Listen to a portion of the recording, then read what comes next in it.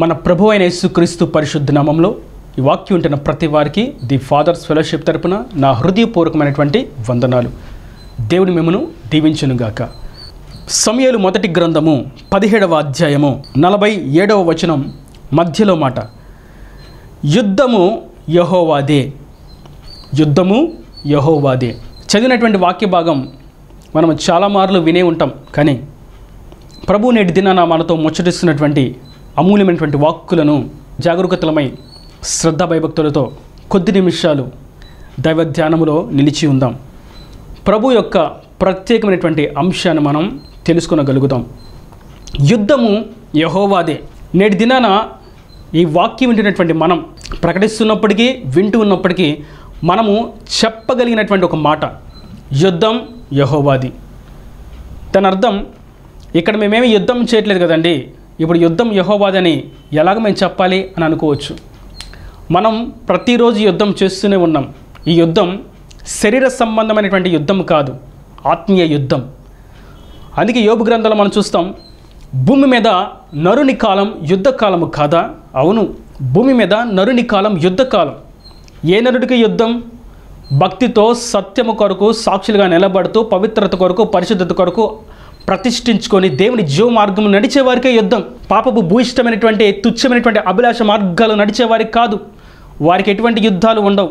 వారు ఏది కావాలంటే, ఏ రొచ్చులో కావాలంటే ఆ రొచ్చులో, ఏ మురికిలో కావాలంటే ఆ మురికిలో వాళ్ళు పొరిలాడుతూ ఉంటారు. ఆ మార్గంలో వాళ్ళు విలాసవంతంగా జీవిస్తూ ఉంటారు. వాళ్ళు అనుకుంటారు ఇది సుఖభోగమైనటువంటి జీవితం అని, కానీ వాక్యం సెలవిస్తుంది వారు పాపములో పడి చచ్చిన వారుగా ఉన్నారని. అటువంటి వారికి యుద్ధం ఉండదు. కారణం, వారు మునిపే పాపాన్ని బట్టి మరణించి ఉన్నారు. పేరుకు మాత్రమే సజ్జులమై ఉన్నామనుకుంటున్నారు, కానీ వారు ఎప్పుడో పాపాన్ని బట్టి మరణించి ఉన్నారు. ప్రకటన గ్రంథం అదే సెలవిస్తుంది, పేరుకు మాత్రం సజ్జుడివై ఉన్నట్టు అనుకుంటున్నాము, కానీ నీవెప్పుడో మృతునివైపోయావు. కానీ యుద్ధం ఎవరికి వస్తుంది అంటే నరులకు, సజీవంగా ఉన్నవారికి, దేవుని కొరకు జీవ మార్గంలో నిలిచిన వారికి యుద్ధాలు వస్తాయి. ఈ యుద్ధములో జయమిచ్చువాడు ప్రభువే. అందుకే వాక్యం సెలవిస్తుంది, యుద్ధం యెహోవాది.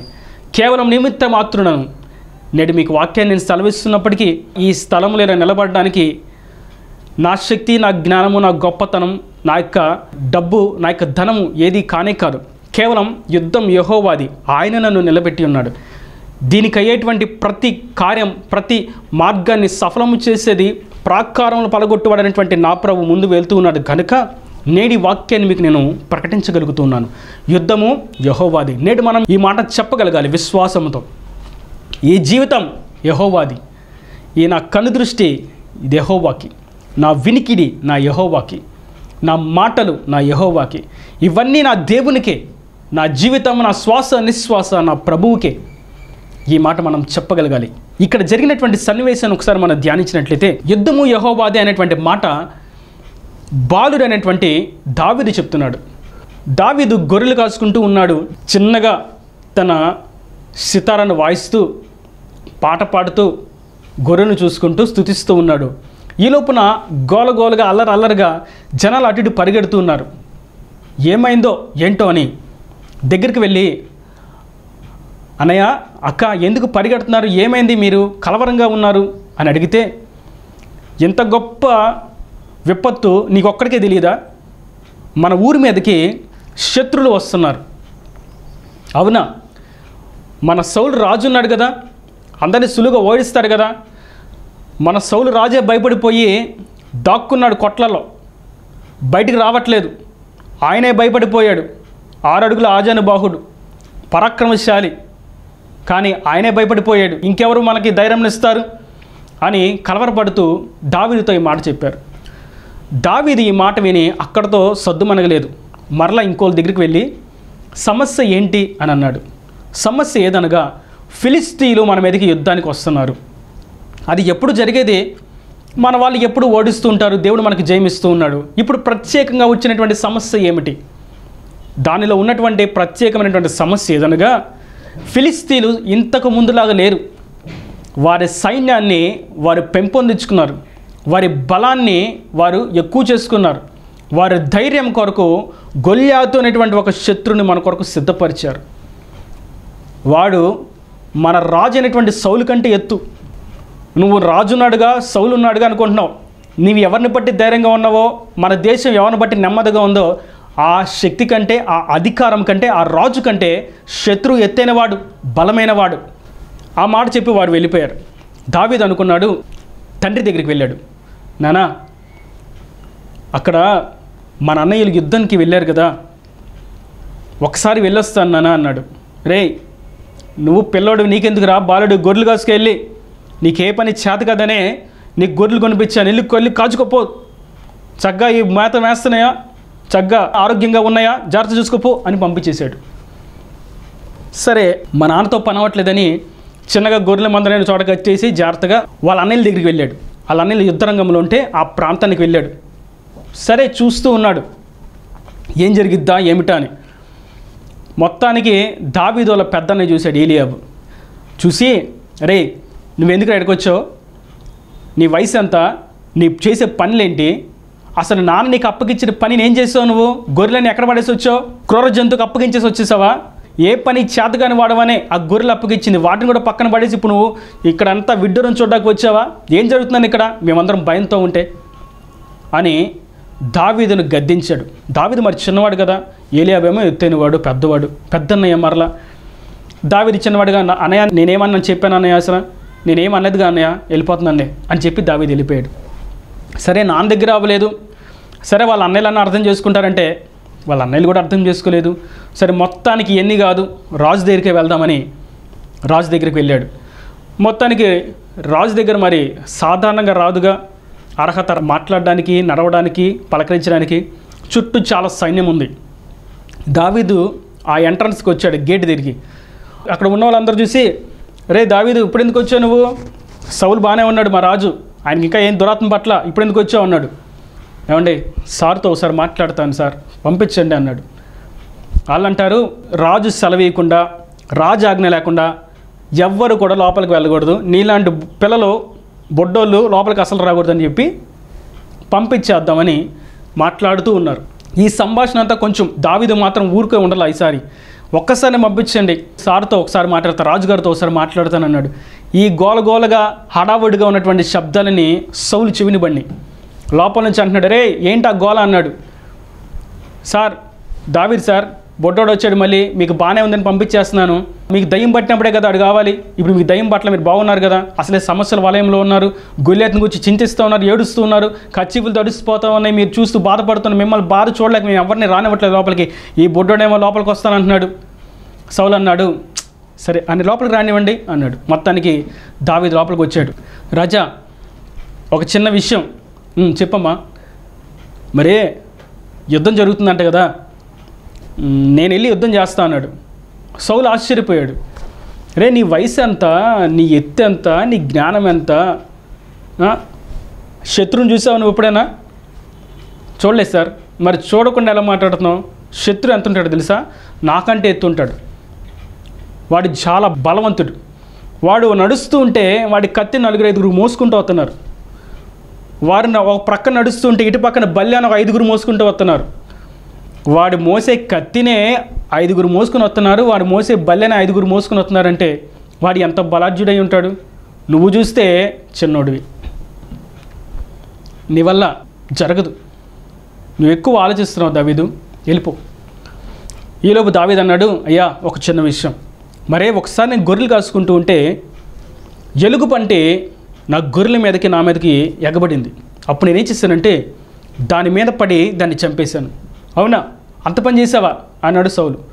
ఇంకోటి కూడా చెప్తాను సార్ అన్నాడు. చెప్పు అన్నాడు. ఒకసారి సింహం వచ్చింది, అది నా గొర్రెల ఒక గొర్రెను నోటను పట్టుకొని పరిగెడతా ఉంది. నేనేం చేశాను తెలుసా? ఆ సింహం వెనుక పరిగెట్టి దాన్ని పట్టుకొని దాని నోటిలో ఉన్నటువంటి గొర్రెను విడిపించి దాని నోటిని చీల్చి దాన్ని అక్కడ చంపివేశాను. సౌలు ఆశ్చర్యపోయాడు, బెత్తరపోయాడు. ఇది ఎలా సాధ్యం?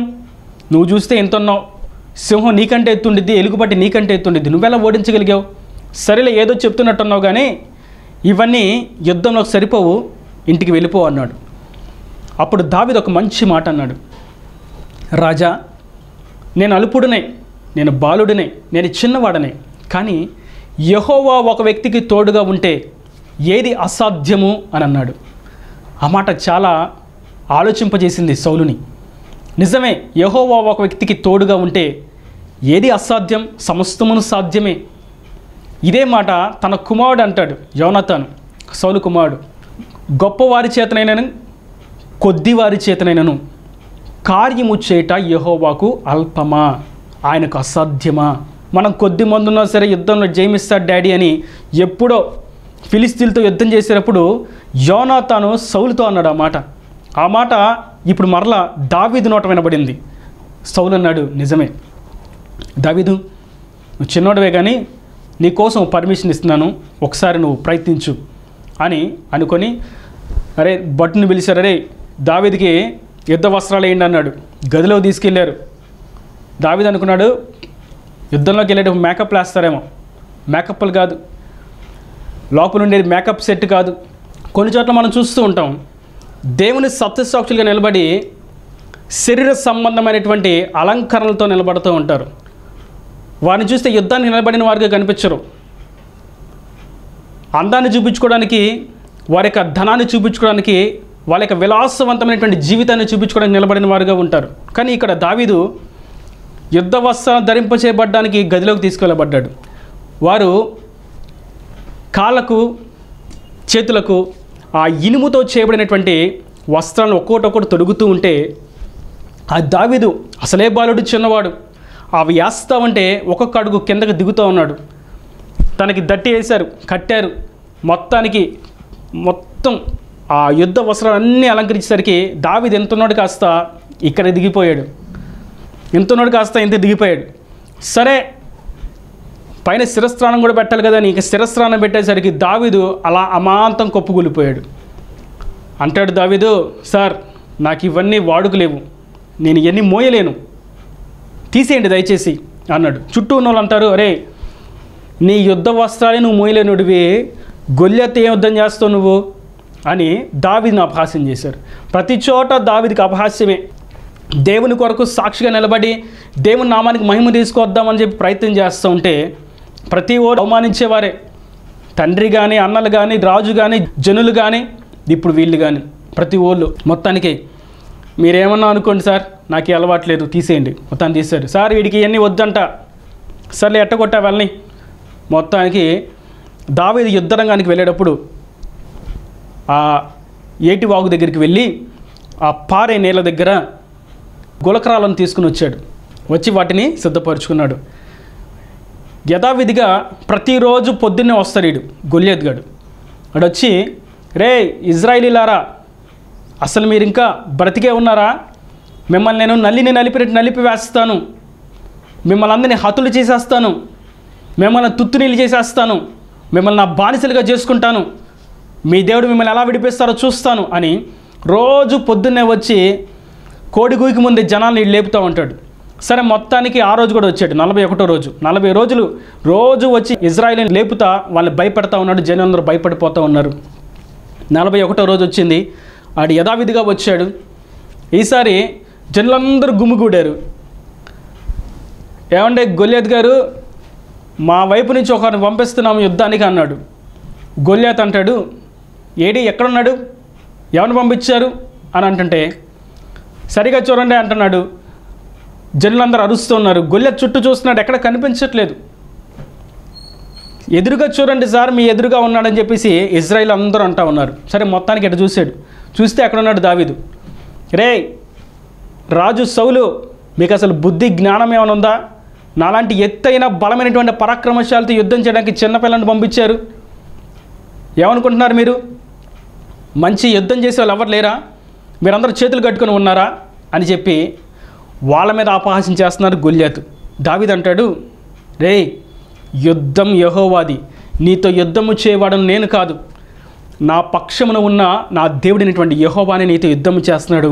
నేడు నిన్ను ఆయన నాకు అప్పగించి ఉన్నాడు, నీ మీద జయమును నేను ప్రకటిస్తున్నానని గొల్లియత్తో అన్నాడు. గొల్లియత్ అంటాడు, నేను నా కుక్కను అనుకుంటున్నావా? కొట్టేసి చంపేయడానికి, పారద్రోలడానికి నేను గొల్లియత్ని అంటున్నాడు. ఆ గొల్లియత్ పోల్చుకోవడం కూడా చాలా అల్పమైన దాంతో పోల్చుకున్నాడు. నిజంగా దేవుడు ఆమెను అన్నాడేమో, ఒక కుక్కని ఓడించినట్లుగా దావీదు ఓడించి వేశాడు. గొల్యాతుతో యుద్ధం జరుగుతూ ఉంది. దావీదు గురి చూసి ఒక వడిసెలో తన రాయిని పెట్టి వడిసెలో నుండి ఒక రాయిని వేశాడు. అది తిన్నగా వెళ్ళి గొల్యాతు యొక్క నుదిటి మీద తగిలింది. అది తగిలిన వెంటనే గొల్యాతు ఉన్న పాటున ఒక ఎత్తైన భారైనటువంటి దూలం చెట్టు కొమ్మ పడిపోయినట్టుగా పడిపోయాడు. పడిపోయిన వెంటనే దావీదు అతని మీద పడి అతని కత్తితోనే అతని యొక్క తలను శరీరాన్ని వేరు చేశాడు. ఇక్కడ మనం జాగ్రత్తగా గమనించినట్లయితే యుద్ధము యెహోవాది అని ప్రకటించి యుద్ధ రంగంలో నిలబడినప్పుడు మన ఎదుట ఉన్నటువంటి సమస్య ఎంత పెద్దదైనా, ఎన్ని సంవత్సరాలుగా గడ్డు కట్టుకుపోయి ఉన్నా, ఎన్ని సంవత్సరాలుగా స్థిరంగా పాతుకుపోయి ఉన్నప్పటికీ మనం యెహోవా నామమున యుద్ధాన్ని ప్రకటించి జయనాదముతో ధ్వజమును ఎత్తి మనం ముందడుగు వేసినప్పుడు మనకు కలిగిన దానితోనే, చిన్న దాంతోనే, కొంచెముతోనే దేవుడు గొప్ప జయమును అనుగ్రహిస్తాడు. నా ప్రియ సహోదరులారా, కొన్నిసార్లు మనం సమస్యను చూచి ఇది నేను ఓడించలేను, దీన్ని చాలామంది ప్రయత్నించి ఓడిపోయారు, నాకంటే గొప్ప గొప్ప రాజులు, అధికారులు, డబ్బు ఉన్నవాళ్ళు, జ్ఞానం ఉన్నవాళ్ళు ఈ మార్గంలో వెళ్ళి ఆ పని చేసి ఓడిపోయారు, నేను వెళ్ళలేను, నేను ఆ పని చేయలేను, దేవుని కొరకు నేను అలా నిలబడలేను అని అనుకుంటూ భయపడుతూ వెనకడుగు వేస్తూ ఉంటావు. కానీ వాక్యం సెలవిస్తుంది, యుద్ధము యెహోవాదే అని నువ్వు ప్రకటించినట్లయితే నీకు కలిగిన కొంచెముతోనే నేను గొప్ప విజయాన్ని కలుగు చేస్తాను, నీ శత్రువుని పాదాల క్రింద త్రొక్కబడినట్లుగా చేస్తాను. అందరూ జయించి ఉండకపోవచ్చు, అందరూ ఓడిపోయి ఉండొచ్చు, అందరూ భయాందోళనతో ఉండొచ్చు, అందరూ దుఃఖక్రాంతులై ఉండొచ్చు, అందరూ బిక్కుబిక్కుమంటూ గుండెలను చేత పట్టుకొని ఏడుస్తూ ప్రలాపిస్తూ ఉండొచ్చు. కానీ నా నామములో యుద్ధంను ప్రకటించి జయమును ప్రకటించినట్లయితే నీకు నేను గొప్ప జయమును అనుగ్రహిస్తాను. దావీదు ఆ గొల్యాతు యొక్క తలను పట్టుకొని ఇజ్రాయేల్ యుద్ధ రంగంలో ఉండి వీధుల్లో ప్రవేశించిన వెంటనే జనులందరూ ఎంత ఆశ్చర్యపోయారు. అప్పటి వరకు అపహాస్యం చేసిన వారందరూ దావీదుకి సెల్యూట్ చేస్తున్నారు, దావీదుని చూసి గర్వంగా సంతోషిస్తున్నారు, దేవునికి స్తుతిగానం అర్పిస్తున్నారు. అపహాస్యం చేసిన వారందరూ దావీదుని చూసి నోరు వెళ్ళపెట్టారు, ఆశ్చర్యపోయారు. ఇది ఎలా సాధ్యం? నిజమే, యెహోవా ఒక వ్యక్తికి తోడుగా ఉంటే ఏది అసాధ్యం? దావీదుకు దేవుడు తోడుగా ఉన్నాడు. ఇక్కడ మనం చూసినట్లయితే దావీదు దేవుని నామంలో యుద్ధానికి వెళ్ళాడు. రెండవదిగా దావీదు లోయలో నుండి 5 నున్నని రాళ్లను ఏరుకొని తన ఎదురున్న చిక్కంలో ఉంచుకొని వడిసెలను చేతపట్టుకొని వెళ్ళాడు. దావీదు ఆ యుద్ధ రంగంలో తన యొక్క నిపుణతను వాడాడు, తనకు కలిగినటువంటి ఈవిని వాడాడు. తనకు కలిగినది వడిసెను విసరడం, తన ఈవి, తనకు ఇవ్వబడినటువంటి వరం, తనకున్నటువంటి నిపుణత, తనకున్నటువంటి ఒక ప్రత్యేకమైనటువంటి జ్ఞానం. ఏదేమైనప్పటికీ అతడు వడిసెను చక్కగా విసరగలిగిన వాడు. తనకు కలిగిన దాన్ని దేవుడు భీకరమైనటువంటి పని చేయడానికి దేవుడు వాడుకున్నాడు. నేడు మనం అటువంటి వడిసె మన దగ్గర లేదు. ప్రపంచంలో ఉన్నటువంటి జనులను పాడు చేసేటువంటి భయంకరమైనటువంటి మరణాయుధాలు మన దగ్గర లేవు, లేదా ఇంకా ఏదేదో చేయడానికి స్తోమత మన దగ్గర లేదు. దేశాలు మొత్తం కొనుక్కొని నా మాట వినాలి అనేటువంటి ఆధిపత్యము, అధికారము మన దగ్గర లేదు. కానీ మన దగ్గర కూడా ఒక ఈవి ఉంది. ప్రభు అందరికీ ఆ ఈవిని ఇచ్చాడు. దావీదుకి ఏ విధంగా వడిసెను ఇచ్చాడో ఆ విధంగా దేవుడు మనకు కూడా ఒక ఈవిని ఇచ్చాడు. అదే ప్రార్థన. మనం ప్రార్థనతో సమస్య ఎదురుగా నిలబడాలి. ప్రార్థన లేకుండా దేవుడు మనకిచ్చిన ఈవిని ప్రక్కన పెట్టి దాచుకొని ఈరోజు నేను ప్రార్థన చేయను, ఈరోజు నేను వాక్యాన్ని చదవలేను, ఈరోజు నేను దేవుని చిత్తాన్ని చేయలేను అని మౌనంగా గమ్మున నిలబడితే యుద్ధములో సులువుగా చిత్తుగా శత్రువు మనలను ఓడిస్తాడు. మనకు కలిగిన ఈవిని మనం పట్టుకున్న వారంగా యుద్ధరంగంలో మనం నిలబడాలి.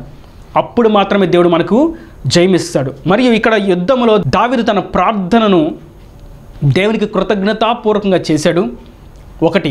రెండవదిగా దావీదు ఏటి నీటి దగ్గర, అనగా నీళ్లు పారేటువంటి ఆ ఒడ్డు దగ్గర రాళ్ళను తీసుకుని వచ్చాడు.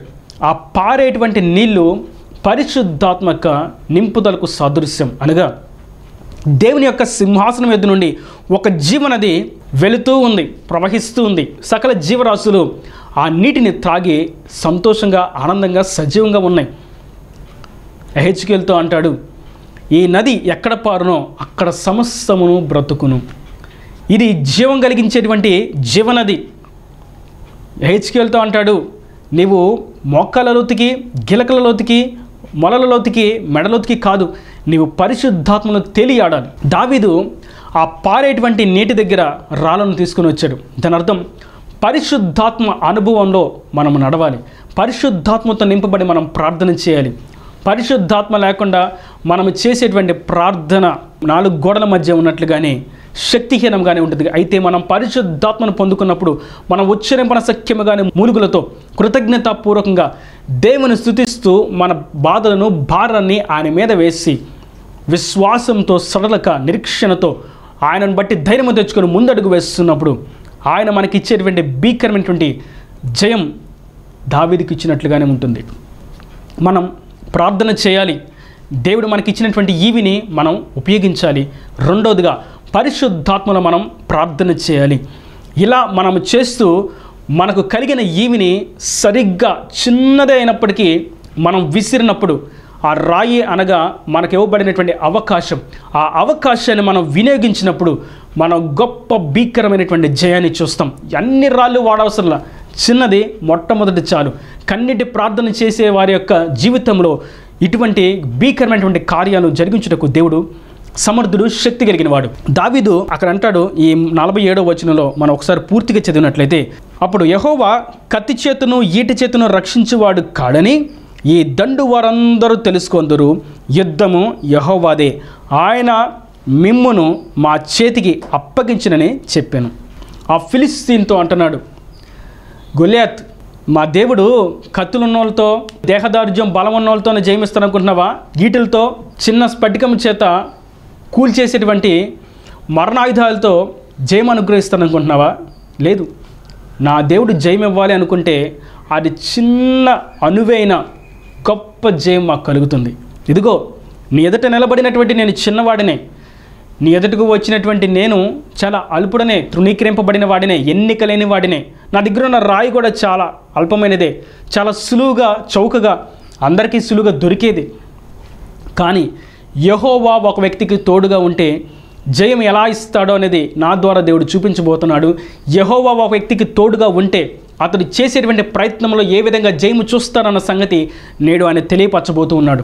నిజంగా దేవుడు దావీదుకి ఆ చిన్న రాయి ద్వారానే గొప్ప జయం అనుగ్రహించాడు. నా ప్రియ సహోదరులారా, మన దగ్గర ఉన్నటువంటి చిన్న అవకాశమే, కొంచెమే వెసులుబాటు, ఈ చిన్న పనే నాకు వచ్చు, ఈ చిన్న వ్యాపారమే, ఈ చిన్న జ్ఞానమే, ఈ కొంచెం చదివే, ఈ కొంచెం స్తోమతే నాకుంది, ఈ చిన్న గృహమే, ఈ చిన్న గూడే అని ప్రతి విషయంలో చిన్నదే అని మనం అనుకుంటూ ఉండొచ్చు. కానీ ప్రభు అంటున్నారు, యెహోవా ఒక వ్యక్తికి తోడుగా ఉంటే, యెహోవా తోడు ఆ బిడ్డకి ఎల్లకాలము పరిశుద్ధాత్మ తోడుగా ఉండి నడిపిస్తూ ఉంటే ఏది అసాధ్యము? చిన్న అవకాశం చాలు, చిన్న పనే చాలు, దాన్ని గొప్పగా దేవుడు ఆశీర్వదిస్తాడు. దావీదును అపహసించిన వారే దావీదుని గురించి పాటలు పాడడం ప్రారంభించారు. సౌలు 1000 మందినే, కానీ దావీదు 10,000 మందినే అంటున్నాడు. కానీ దావీదు చంపింది ఒక్కనే. జనులందరికీ అర్థమైపోయింది, 1000 మందిని చంపిన సౌలు చేతులు ముడుచుకొని కూర్చున్నాడు చేతగాని వాడి వలె, భయపడుతూ తన గదిలో, తన ఆవరణంలో, తన భవనంలో తలుపు వేసుకొని దాగి ఉన్నాడు. కానీ దావీదు అందరూ భయపడుతున్నప్పటికీ, చిన్నవాడైనప్పటికీ ఆ శత్రువును ఓడించాడు. సున్నతి లేనటువంటి ఈ ఫిలిస్తీయుడు జీవము కలిగినటువంటి దేవునికి ఏ విధంగా ఎదురు నిలబడగలడు? అవును, యుద్ధం యెహోవాది. దేవుని నామములో యుద్ధం చేయడానికి నిలబడినప్పుడు దేవుడు గొప్ప జయము అనుగ్రహిస్తాడు. గొల్యాతు ఒక్కడే 10,000 మందితో సమానంగా జనులు ఎంచుకున్నారు. అందుకే జనులు అంత భయపడ్డారు. ఒక్క గొల్యాతును చూసి సర్వ సమాజం, లక్షల మంది జనాభా ఉన్నటువంటి ఇజ్రాయేల్ జనాభా ఎందుకు భయపడ్డారు? కారణం ఒకటే, గొల్యాతు ఒక్కడే 10,000 మందితో సమానంగా కనిపిస్తూ ఉన్నాడు. వారు అనుకున్నారు, మా దగ్గర ఉన్నటువంటి బలం కంటే, మా దగ్గర ఉన్నటువంటి బలగం కంటే, మా దగ్గర ఉన్నటువంటి జ్ఞానం కంటే, మా దగ్గర ఉన్నటువంటి ఆయుధాల కంటే, ధనము కంటే మా శత్రువు చాలా గొప్పవాడు అని వాళ్ళు భయపడుతున్నారు. కానీ యుద్ధము యెహోవాదని ప్రకటించి యుద్ధ రంగంలోకి అడుగుపెట్టిన దావీదుకి దేవుడు గొప్ప పరాక్రమమైనటువంటి భీకరమైనటువంటి జయము అనుగ్రహించాడు. నేడు మనకు ఆయన అట్టి భీకరమైనటువంటి జయమును ఇవ్వడానికి మన పక్షమున ఆయన నిలిచి ఉండగా, మన సమస్తమును ఆయనకు అప్పగించి యుద్ధము యెహోవాదే అని యుద్ధ రంగంలోకి మనం అడుగు పెట్టిన ఎడల, విశ్వాసముతోనూ పరిశుద్ధాత్మతోనూ మనం ప్రార్థన చేస్తూ ముందుకు సాగిన ఎడల దేవుడు మనకి గొప్ప జయమును అనుగ్రహిస్తున్నాడు. ఈనా దేవుని మాటలు ప్రతి వాని హృదయంలో నీరుకట్టి ఫలింపు చేయనుగాక. ఆమెన్. God bless you. తలలో మంచి కన్నులు మూసినట్టయితే మీ కొరకు చిన్న ప్రార్థన. ప్రేమ స్వరూపీకరణ కటాక్షం గల తండ్రి, నా ప్రభువా, ఇప్పటివరకు నీ కృపలో భద్రపరిచారు. వాక్యం ప్రతి వారిని మీరు నిండాలుగా దీవించండి. యుద్ధము యెహోవాదే అని ప్రకటించి నీ నామంలో యుద్ధము చేసినట్లయితే, నీ నామంలో ఈ యొక్క ఆత్మీయ యాత్రలో ముందుకు కొనసాగినట్లయితే గొప్ప జయముని ఇస్తానని మీరు సెలవిచ్చారు. ప్రతి పాపాన్ని జయించడానికి, ప్రతి శత్రు కోరల నుండి విడిపించడానికి మాకు తోడుగా ఉన్నందుకు నీకు స్తోత్రం. వాక్యం విన్న వారందరినీ ధైర్యముతో పురుకొల్పి యుద్ధంలో జయం అనుగ్రహించి వారిని నిండాలుగా దీవించండి. వారి చేతి పనులను దీవించండి. వారి వ్యాపారాలను, వారి ఉద్యోగాలను, వారి ప్రతి పనులను మీరు తోడుగా ఉండి జయం అనుగ్రహించండి. ఇంకను ఈ టీవీ ఛానల్ వారిని కూడా దీవించండి. వారు కూడా చక్కగా పరిచయలు ముందుకు సాగునట్లుగా, అనేకులు వాక్యం విని మేలు పొందినట్లుగా సహాయం అనుగ్రహించండి. ఇంకను ది ఫాదర్స్ ఫెలోషిప్ అని మీరు ఇచ్చినటువంటి పరిచయం ద్వారా మీరు జరిగిస్తున్నటువంటి ఆశ్చర్యకరమైనటువంటి కార్యాలను బట్టి నీకు వందనాలు. ఇంకను ఈ పరిచయం నానాటికి వృద్ధిని దింపచేసి అనేకులు ఈ వాక్యం విని మేలు పొంది ధైర్యపరచబడిన వారుగా, విశ్వాసం పురుకొల్పబడిన వారుగా, నీ సాక్ష్యార్థంగా ప్రజ్వలింపచేయబడడానికి, నీ సాక్షిగా వెలగడానికి కృప దయచేయమని నీ రాకడ రాజ్యమును సిద్ధపరచమని యేసు పరిశుద్ధ నామమున ప్రార్థించి వేడుకుంటున్నాను తండ్రి. ఆమేన్. ఆమేన్.